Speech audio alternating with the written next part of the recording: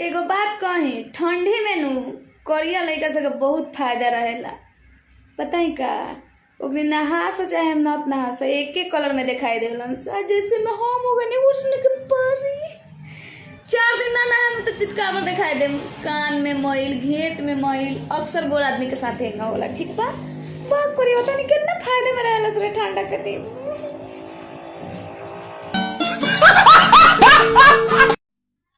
भोसरी कहतिया कि कोरियवा सन के फायदा बा ठंडी में। कथी फायदा बा जी? कहत रे कि कोरियवा ना नहात हुई सन आ ते का दो हुसुन के पड़ी बा, लाड़ के पड़ी बा रे।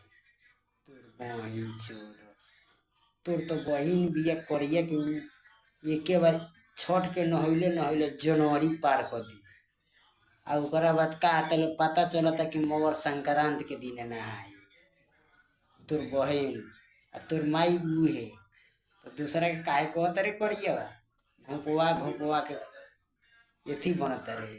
ज्यादा घोपवा मत बुझले कि केकरा के ते कहत रे, तोरा पता नहीं खे छीना।